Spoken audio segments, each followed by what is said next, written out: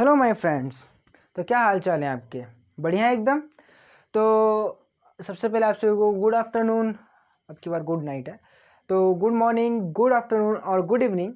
जब भी अभी आप मेरा वीडियो देख रहे हो उनके लिए गुड नाइट है, जो चुपके से रजाई में या मतलब लेट के बेड पे वीडियो को देख रहे हैं। तो आलसी महाराज उठ जाओ और कॉपी पेन निकाल के इसको नोट करो। और अपन आज पढ़ने वाले हैं बहुत ही इंपॉर्टेंट टॉपिक जिसका नाम है एसएचएम प्लस इलेक्ट्रोस्टैटिक। ये हेडिंग है, एज आप हेडिंग मान सकते हो, एसएचएम प्लस इलेक्ट्रोस्टैटिक। ये ऊपर दिख रहा है कि नहीं दिख रहा है? पहले मैं ये चेक करके आता हूँ। क्या ये कैमरे में विजुअल? बिल्कुल भी नहीं है विजिबल, बिल्कुल भी कैमरे में विजिबल नहीं है। तो मेरा जो कैमरा का वो है वो काफ़ी छोटा है, यानी ये चीज़ यहाँ से है। हम आज पढ़ने जा रहे हैं एसएचएम प्लस इलेक्ट्रोस्टैटिक्स। ठीक है, हम पढ़ने जा रहे हैं एसएचएम प्लस इलेक्ट्रोस्टैटिक। अच्छा, ये एक ऐसा टॉपिक है जो कि स्टैंडर्ड क्वेश्चन बने थे। ये अगर हम बात करें तो इसका जो आंसर निकलने वाला है, जो हम पढ़ने जा रहे हैं, इसका जो आंसर निकलता है, ये काफ़ी बच्चे मतलब ऑलमोस्ट जो पढ़ने वाले बच्चे होते हैं उनको याद होता है।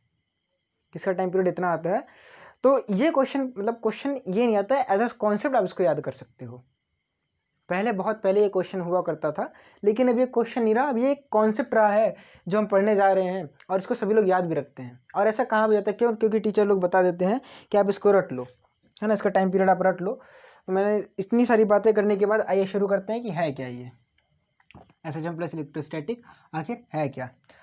तो इसमें क्या रहता है, जैसे कि हमने वही आपने पढ़ा होगा पिछली वीडियोज़ में, आपको आता हो थर्ड चार्ज एंड इक्विलिब्रियम, तो ये उसी का टॉपिक है जनरली।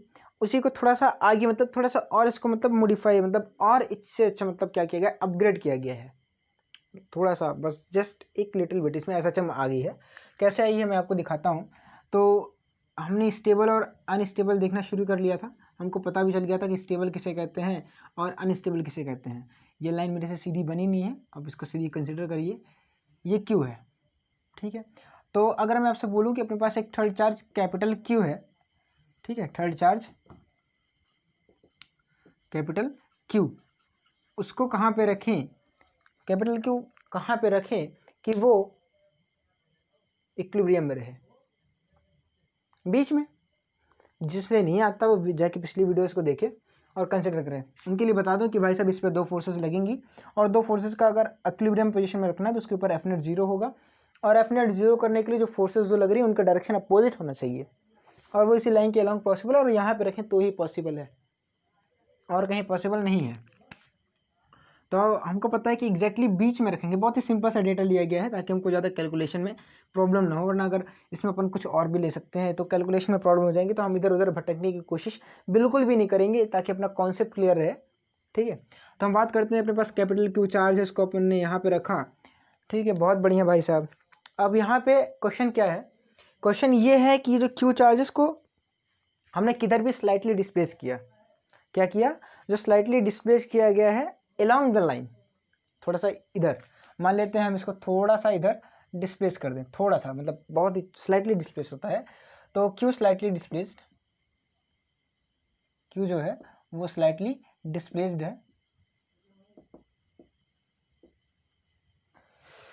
मुझे तो बहुत टेंशन होती है कि क्या कैमरे में आ रहा है कि नहीं आ रहा है। बहुत बढ़िया से आ रहा है, इससे ऊपर नहीं जाना है, बस इतना मुझे याद रखना है, ठीक है। तो ये जो क्यू है उसको हमने स्लाइटली डिस्प्लेस किया है, वो भी ऐसे। तो ऐसे डिस्प्लेस किया तो इसकी वजह से इस पर लगने वाला फोर्स बढ़ जाएगा, और इसकी वजह से इस पर लगने वाला फोर्स घट जाएगा। तो नेट में जो फोर्स आया वो इधर आ रहा है, एक्सीलरेशन इधर। तो मतलब ये क्या करेगा, हमने इसको इधर किया तो इधर आ गया वापस, यानी ये स्टेबल इक्विलिब्रियम कंडीशन है। कैसी कंडीशन है? स्टेबल इक्विलिब्रियम कंडीशन, ये स्टेबल इक्विलिब्रियम कंडीशन है। पहले तो ये अपने दिमाग में बैठा लो। तो प्रश्न हमसे ये नहीं पूछा गया है, प्रश्न ये पूछा गया है कि यहाँ पे ये जो चार्ज है ये ऑक्सीलेट करने लगेगा, तो इसका टाइम पीरियड बता दो। इसमें 11th भी घुसी है, ऑक्सीलेशन वो वही है। और अच्छा क्वेश्चन इसलिए बनाया था क्योंकि जो जेई आता है और नीट होता है उसमें ये 11th और 12th से नहीं आता, उसमें जेई प्लस नीट दोनों मतलब 11th और 12th दोनों से आता है। उसमें आपको ये नहीं रहेगा कि हाँ कि ये जो चीज़ है ये पर्टिकुलर 12th की इसी टॉपिक से आएगा, वो मिक्सिंग भी कर देते हैं सवालों की। ठीक है, आइए बात करते हैं। इतनी बातें करने के बाद मैं उन्हीं को बता रहा हूँ कि जो जिनको आता हो और जो पढ़ने वाले बच्चे हैं उनको आ जाएगा। ये क्यू को हमने स्लाइटली डिस्प्लेस किया है, तो ऑब्वियस सी बात है इसके ऊपर नेट फोर्स इधर आया, अरे इसकी वजह से फोर्स डोमिनेट किया, और डोमिनेट किया तो फोर्स इधर लगी और इसको इधर किया, तो ये वापस इसी पोजीशन पे आएगा, स्टेबल इक्विलिब्रियम कंडीशन हो गई। और स्टेबल इक्विलिब्रियम कंडीशन होने के बाद जो चार्ज है वो वापस अपनी पोजीशन पे आने की कोशिश करेगा, और कहानी यह है कि यहाँ पे तो आएगा लेकिन रुकेगा नहीं, क्योंकि इस फोर्स की वजह से इसको काइनेटिक एनर्जी मिल जाएगी, और अगर इसको काइनेटिक एनर्जी मिली तो ये यहाँ पे आके रुकेगा नहीं, ये इधर भी चला जाएगा। और जैसे ही इधर गया, अभी मैंने आपको फिर से बता दूं कि आपको सिर्फ और सिर्फ इलेक्ट्रोस्टैटिक फोर्स यानी इलेक्ट्रिक फोर्स को ही कंसिडरेशन में लेना है। आपको ये मानना है कि पूरी दुनिया में सिर्फ एक ही फोर्स है जो कि इलेक्ट्रोस्टैटिक फोर्स है, जिसका magnitude F equal to KQ1 Q2 by R square होता है, और कोई सा भी फोर्स नहीं है, ना कोई फ्रिक्शन फोर्स है, ना कोई mg है, ना कुछ है। इसलिए देखो mb तो नहीं लिया है, हमने पहले लेक्चर में पढ़ा था कि जो चार्ज है वो मास के बिना रह ही नहीं सकता, लेकिन हमने यहाँ पे मास लिया ही नहीं है, तो वो अलग बातें हैं। तो जो Q है वो इधर डिस्प्लेस करते तो ये इधर ऐसे ऐसे ऑक्सीलेट करने लगेगा। इतनी बात क्लियर है कि हमने चार्ज को बीच में रखा, वो स्टेबल इक्विलिब्रियम था, हमने इसको यहाँ पे थोड़ा सा डिस्प्लेस किया तो वो यहाँ पे ऐसे ऐसे ऐसे ऐसे जुम जुम जुम जुम जुम जुम जुम जुम जुम जुम करने लगा, क्या, ऑक्सीलेशन। और वो ऑक्सीलेशन का टाइम पीरियड हमसे पूछा गया है। क्वेश्चन लिख लीजिए, if charge slightly displace along the line joining two charges, find the oscillation of such, find the time period of such oscillation, find out the time period of such oscillation. इनके बीच का separation जो है वो 2L है, आसान करने के लिए ले रहा हूँ, और ये बीच में रखा गया है L, और ये भी बीच में रखा गया है L।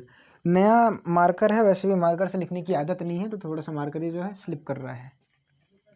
ये डिस्टेंस L, ये डिस्टेंस L, इसको हमने थोड़ा सा स्लाइटली डिस्प्लेस किया है, वो आप डिस्प्लेसमेंट x ले सकते हो, जो कि बहुत ही कम होना चाहिए। सॉल्व करेंगे कि मैं सॉल्व करूँ, सॉल्व करेंगे कि मैं सॉल्व करूँ, मैं सॉल्व करता हूँ, मैं इसको सॉल्व करता हूँ। काफ़ी बढ़िया क्वेश्चन है अपने आप में। आइए मान लेते हैं कि ये जो क्यू चार्जेस को अपन ने थोड़ा सा एक्स डिस्प्लेस किया, थोड़ा सा डिस्प्लेस कर लेते हैं, कोई हर्जा थोड़ी ना है। और क्वेश्चन में कहा भी है स्लाइटली डिस्प्लेस्ड है, तो मान लेते हैं वो थोड़ी सी फिगर बना ले। दूसरा क्या, कभी कभार फिगर बनाना ज़रूरी हो जाता है साहब। ये क्यू है, ये क्यू है, इनके बीच का सेपरेशन भी अभी भी 2L ही है, ताकि आपको अलग ना लगे, ठीक है। और यहाँ पे जैसे ही मैंने इसको, ये क्यू इसका ओरिजिन था, ये क्यू ओरिजिन था, हमने इसको यहाँ पे रख दिया है, ठीक है। तो यहाँ से ये डिस्टेंस क्या हो गई, L प्लस एक्स, और यहाँ से जो डिस्टेंस हो गई L माइनस एक्स। शक्ल पे मेरे पसीना टपक रहा होगा क्योंकि गर्मी है काफ़ी, यहाँ पे पंखा लगा नहीं सकता, पंखा लगाने से प्रॉब्लम हो जाती है, वॉइस की, मेरी आवाज़ कट कट के आती है ना। तो यहाँ पे ये है। अब यहाँ पे हमको देखना है कि फोर्स कौन सी लग रही है, तो आइए देखते हैं। इसकी वजह से इस पर लग रही है फोर्स इधर F2, और इधर जो जिसका मैग्नीट्यूड ज़्यादा है उसको एरो बड़ा करते हुए F1। तो यहाँ पे जो नेट फोर्स है वो क्या है, F नेट क्या है, F1 माइनस F2, यही तो है। बस सॉल्व करना है, अपने आपको आंसर मिल जाएगा। क्वेश्चन मैंने सॉल्व नहीं किया है, हाँ, लेकिन अब मैं आपसे कुछ थोड़ी सी बात करना चाहूँगा। ये जो पर्टिकुलर है, आपने हेडिंग में देख लिया था SHM, क्या देखा था, SHM। तो यहाँ पे जो ऑक्सीलेशन है वो SHM है, पहले ही बता देता हूँ। अभी थोड़ी थोड़ी बातें करेंगे आगे SHM की, जिसको नहीं आता वो भी आ जाएगा, बस थोड़ा सा बने रहिए साथ में। तो F नेट की वैल्यू लिखते ही हम आगे बात करते हैं। F1 की वैल्यू कितनी है, जो कि ज़्यादा है, KQ upon L plus X का whole square minus KQ upon L minus X का होल स्क्वायर। तो यहाँ पे हमने Q कैपिटल Q को कॉमन किया, अंदर में बचा 1/L प्लस एक्स का होल स्क्वायर और माइनस 1/L माइनस एक्स का होल स्क्वायर। इतनी चीज़ें हमको मिली, तो मिली, आगे सॉल्व कर लो,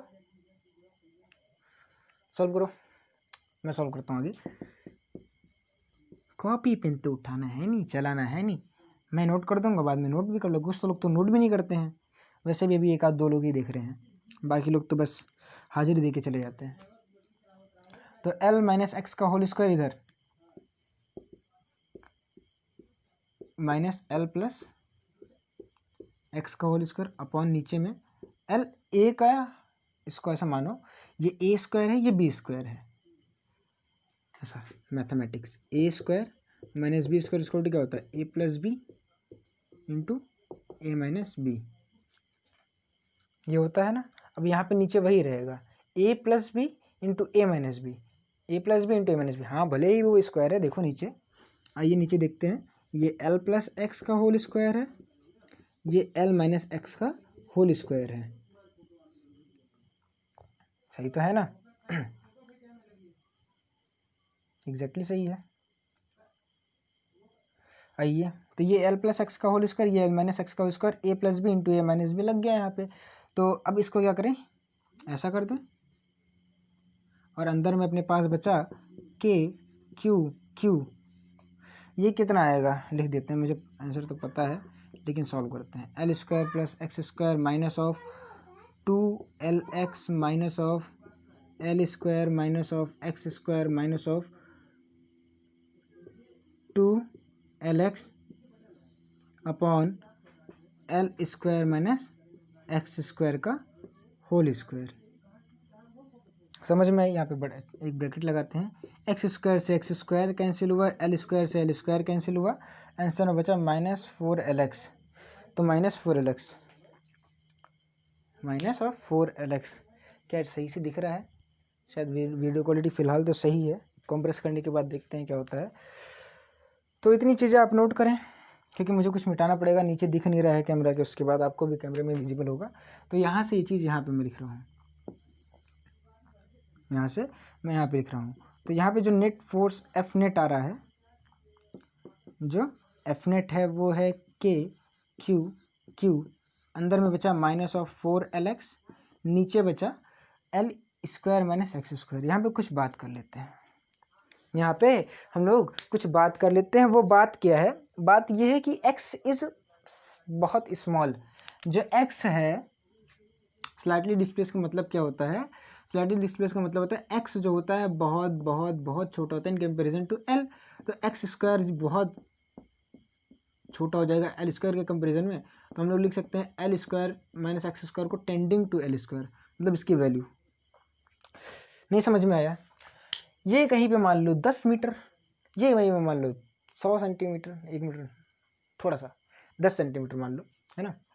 ये 10 मीटर, ये 10 सेंटीमीटर तो बहुत छोटा हो गया ना, और माइनस करोगे तो 10 का स्क्वायर यानी 100 मीटर माइनस 100 सेंटीमीटर, कितना कम आएगा? उसका अप्रॉक्सीमेटली एल स्क्वायर ही तो मान लो। ये एक्स मैंने कुछ ज़्यादा ले लिया, और भी कम हो जाता है, ठीक है। अच्छा, ज़्यादा क्यों नहीं लेते, उसके पीछे भी रीज़न है, वो अपन आपने एसएचएम में पढ़ा होगा। तो यहाँ पे -4LX नीचे आया अपने पास, क्या है? एल स्क्वायर को हम लोग एल स्क्वायर लिख सकते हैं, L square minus x square को, तो नीचे बचा एल की पावर 4। और अगर हमने इसको यहाँ पे सॉल्व किया तो मिलना हमको F net is equal to K Q Q minus of, और यहाँ पे बचा 4L, ये x है, और नीचे आया l की पावर 4। तो जो एफ नेट है अपने पास आया निकल के, वो कुछ इंपॉर्टेंट है, वो अपन ध्यान देते हैं। अब इसना नोट करिए, फिर मैं इसको मिटाऊंगा। तो अपने पास आया -4 के क्यू क्यू, 4 के Q Q upon L cube times of x, ये यहाँ पे रहेगा। अब इतना नोट करें, फिर हम कुछ बात करेंगे। ये पूरा नोट करिए, आपको जो पूरे अगर नोट करें तो पूरा नोट करिए, नोट कर लीजिए, कॉपी पेन निकाल लीजिए, नोट कर लीजिए। ऐसा देखने से कोई फ़ायदा है नहीं, रिक्वेस्ट आप मानिए या एडवाइस मानिए, बड़ा भाई समझ के, क्योंकि ये चीज़ें आपको 12th में नहीं पढ़ाई जाएगी और 12th में समझाई भी नहीं जाएगी। तो समझ लीजिए। मिटाऊँ? मैं मिटा रहा हूँ। तो हमने यहाँ तक पहुँचा, फिगर मिटा दी, चलो फिर से बना लेंगे अपन। तो हमने काफ़ी चीज़ें इसमें, देखो ये क्वेश्चन लगभग सॉल्व हो चुका है, बस थोड़ी सी और बात करनी है जो कि एसएचएम की है।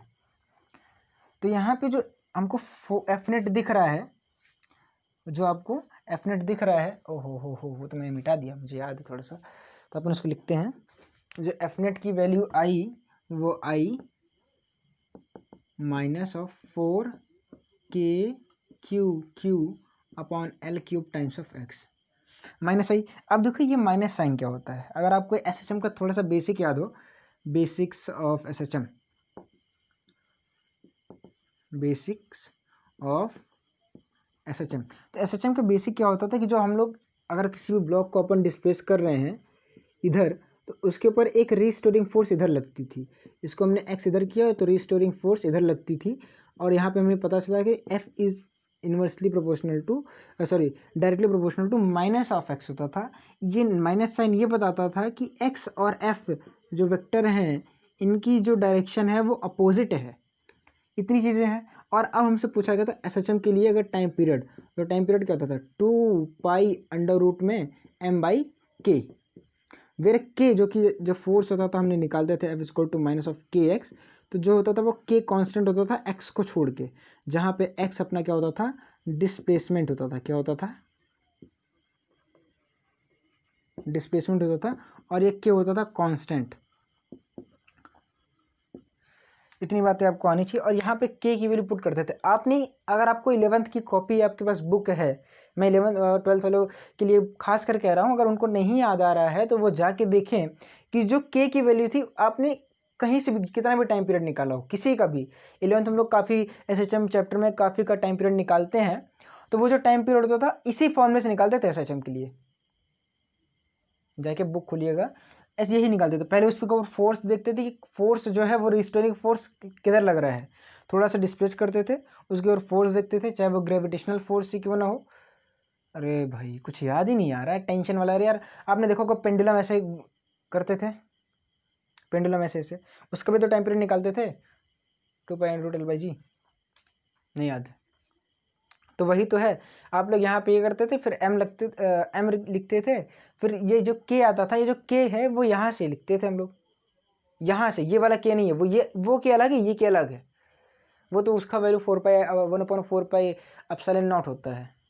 ये इतनी चीज़ें आपको बस आनी चाहिए बेसिक्स ऑफ एसएचएम में, बस इतने बाद हमने तो क्वेश्चन सॉल्व भी कर लिया है। अब आइए जो देखिए, जो एफ नेट है वो प्रोपोर्शनल है किसके, -x के, तो क्या ये जो ऑक्सीलेशन है वो एक एसएचएम है, जो ये ऑक्सीलेशन वो क्या एक एसएचएम है, एसएचएम है। और जिसका k देखो ये रहा, जिसके k की वैल्यू ये रही, 4 कांस्टेंट, k कांस्टेंट, q हमने लिया है, कैपिटल Q हमने लिया है, l कांस्टेंट। तो क्या इस पूरे सिस्टम के लिए ये जो चीज़ है वो कांस्टेंट है, जो हमने सिस्टम बनाया था उसके लिए ये तो एक कांस्टेंट ही है, क्योंकि एक बार सिस्टम बन गया उस सिस्टम में चेंज थोड़ी ना हम करेंगे, तो ये कांस्टेंट हो गया। तो जो एफ नेट जो टाइम पीरियड की वैल्यू निकल के आई, t = 2 पाई अंडर रूट में मास, वहाँ पे मास भी होता है, उस चार्ज का मास होता है, ठीक है, कैपिटल Q का मास होता है, ठीक है, उसका मास है। ये जो m है वो मास ऑफ कैपिटल Q है, वहाँ पे मैं लिखना भूल गया था, मास ऑफ कैपिटल Q, उसके लिए वेरी वेरी सॉरी, गलती हो गई। हाँ भाई गलती होगी मानता हूँ, आगे आइंदा से नहीं करूँगा, प्लीज़ माफ़ कर दो, मजाक कर रहा हूँ, सीरियसली मत ले लेना कि मुझे माफ़ी मांग रहे मुझसे। ये 2 पाई m, अब यहाँ पे आप लिख सकते हैं ये 4, ये k, ये q, ये कैपिटल Q और ये L3। This is your answer, ये आपका आंसर है। अच्छे से आप इसको नोट करें, फिर हम आगे इसके ऊपर चर्चा करते हैं।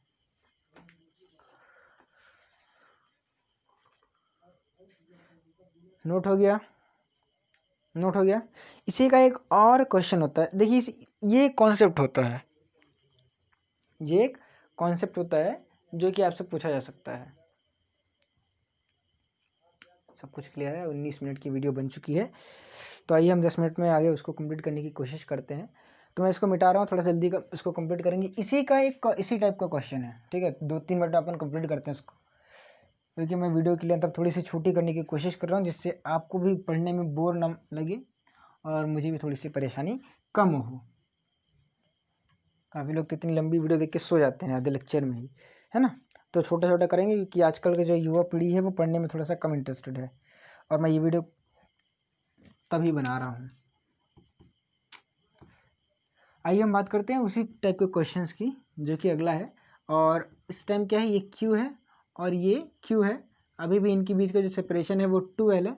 बस यहाँ पे डिफरेंस अब ये आ गया है कि यहाँ पे हमने कैपिटल Q की जगह पे -Q रखा है, जिन्होंने पिछली वीडियो देखी, मैं डायरेक्टली यहाँ पे लिखता हूँ कि ये एक इक्विलिब्रियम कंडीशन है। अब इसको हम लोग line perpendicular to line joining थोड़ा सा डिस्प्लेस करेंगे, इसको इधर करेंगे।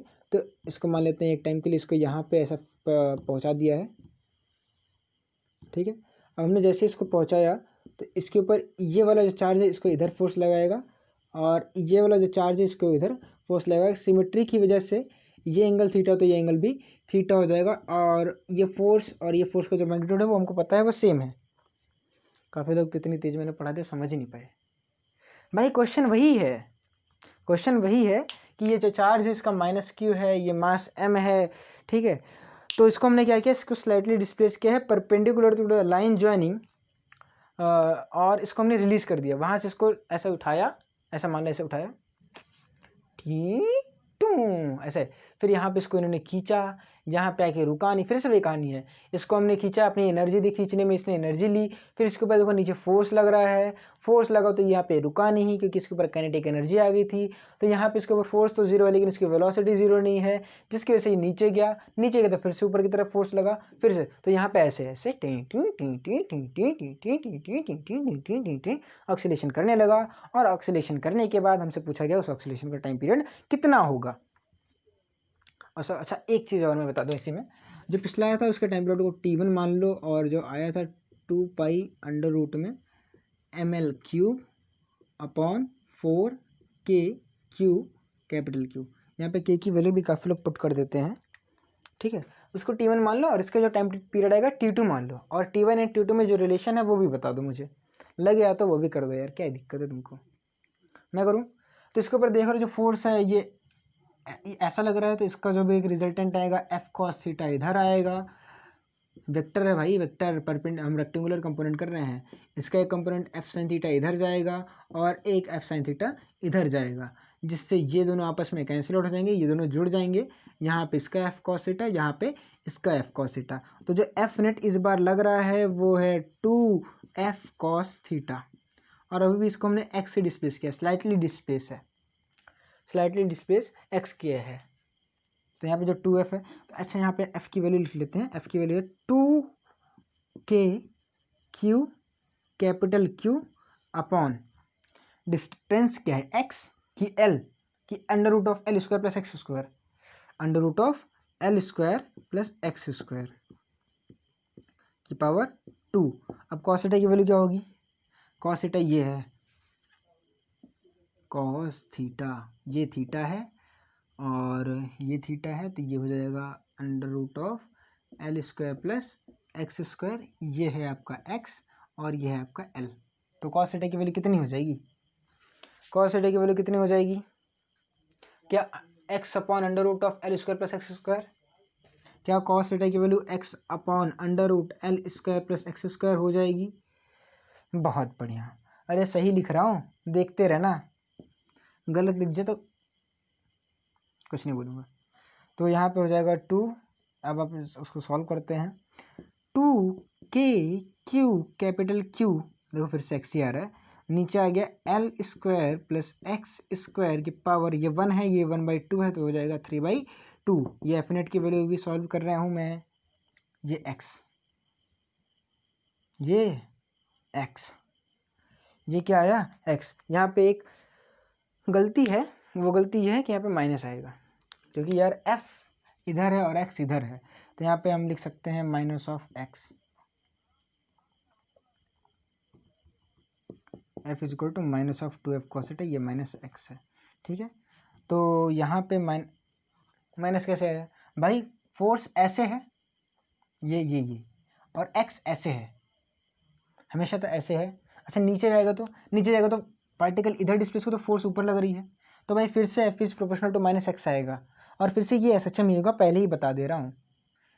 तो यहाँ पे इसको सॉल्व करते हैं, फिर से x बहुत स्लाइटली डिस्प्लेस है, तो इसको हम लोग क्या लिखेंगे, 2k capital Q upon l square, और l स्क्वायर अपॉन कुछ नहीं आई, लिख देता हूँ, जिसको नहीं आएगा ना वो तो फिर बस पता नहीं क्या बोलेगा, पता नहीं क्या पढ़ा के चला गया। तो यहाँ पे क्या है, 2k Q capital Q upon l cube minus X. तो यहाँ पे हमने सॉल्व किया, तो जो एफ नेट की वैल्यू आई Y minus of 2k Q capital Q upon l cube times of X. फिर से ये इस सिस्टम के लिए ये चीज़ कांस्टेंट आ गई है और इसका time period T2 is equal to 2 pi under root में m L cube upon 2 Q capital Q है। अरे हाँ कि ना, एक अच्छा क्वेश्चन कराने टाइम ना तुम्हारे प्राण पखेरु उड़ जाने हैं बस कि उड़ गए भाई साहब, मैं नहीं कर रहा अब, 12th वाले पढ़ा नहीं जा रहा है, फिर यहाँ पे ये आके पढ़ा रहे हैं। अच्छा क्वेश्चन है, कर लो, थोड़ा सा तो लेवल अच्छा कर लो। ये तो कोई करता ही नहीं है, कब लोग बोलते हैं नहीं करना है, हम जाके एलन में कोटा जाएंगे अपन 12th के बाद, है ना, तो अभी से पढ़ लो ना। T2 equal to 2 pi under root of ML cube upon 2KQ। अब सॉल्व देखो, रिलेशन देख लो ना, काफ़ी अभी नहीं है। T2 की वैल्यू क्या है, ये है। T1 की वैल्यू क्या है, ये है। अच्छा यहाँ पे कुछ चीज़ें कॉमन है। अब यहाँ पे मैं T2 की वैल्यू लिख रहा हूँ, वो है 2 पाई अंडर रूट में ML cube upon 2KQ capital Q। देख रहे हो आप, लगभग चीज़ें सेम है, तो अपन क्या कर रहे हैं, T1 अपॉन T2 कर ले रहे हैं। तो 2 पाई से 2 पाई कैंसिल आउट हुआ, under root of ML cube से under root of ML, KQ से KQ गया, तो हमारे लिए बचा अंडर रूट में 1/4 इंटू 1/, अच्छा ऐसा करते हैं, इंटू ऐसा 1/2, कन्फ्यूज्ड। तो T1 upon T2 is equal to ये है √2 अपॉन √4, और सॉल्व किया तो अपने पास है 2 1 ज़ा 2, 2 2 ज़ा 4, तो अंडर रूट में है T1 upon 2, T2 is equal to 1/√1/2 under root में है। तो we will get T1 is equal to T2 upon √2, और ये आपको याद रखना है, ये आपको याद रखना है। तो यहीं पे करते हैं लेक्चर को ख़त्म, पढ़ते रहिए, all the very best, till than happy learning.